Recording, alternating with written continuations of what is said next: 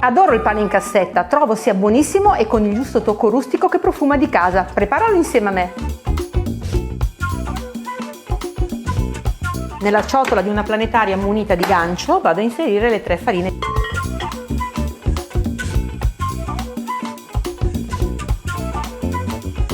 E poi aggiungo anche il lievito secco, ovviamente un lievito di birra disidratato. Poi vado a sciogliere il sale nella dose di acqua.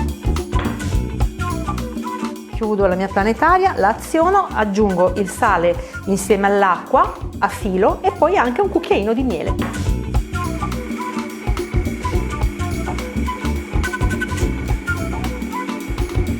E adesso posso aggiungere anche il miele.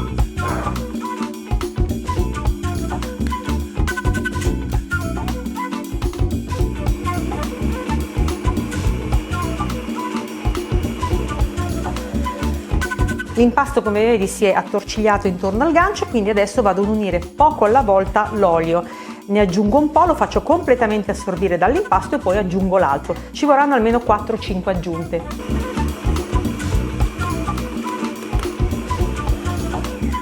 L'olio è stato assorbito completamente, l'impasto è molto elastico, come puoi vedere, e adesso lo andiamo a lavorare.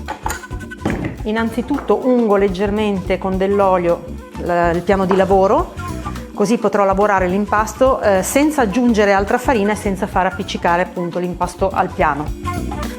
Lo tolgo dalla ciotola, faccio una palla con l'impasto, la tiriamo in questo modo, prendo una bella ciotola capiente, olio il fondo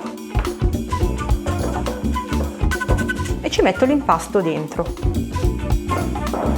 Copro con pellicola e lo porto a lievitare nel forno spento per almeno 2 ore.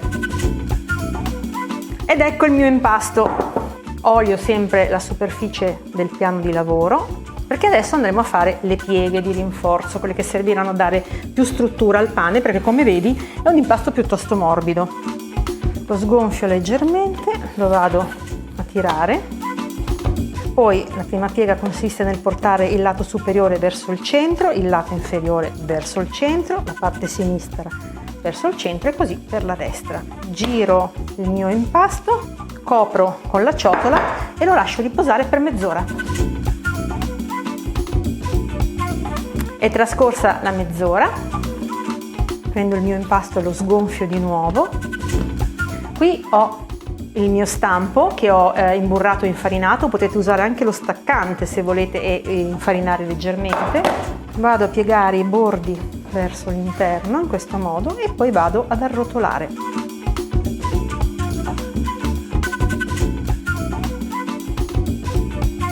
È uno stampo tipo plum cake, però leggermente più largo, è 11x21.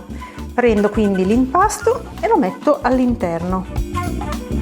Qui ci sono 1-2 cucchiai di latte, puoi utilizzare anche della panna.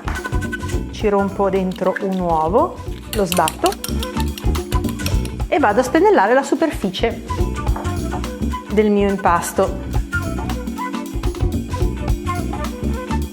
Poi sopra l'uovo spennellato vado a mettere un mix di semi che sono di lino, di sesamo, di papavero, di zucca.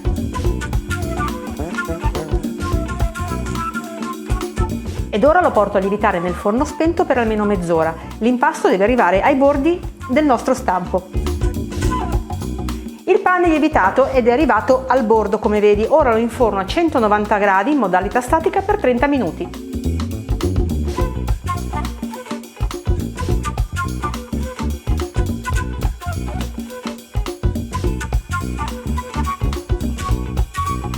Senti che profumo? Il mio pane è pronto, non mi resta che portarlo in tavola.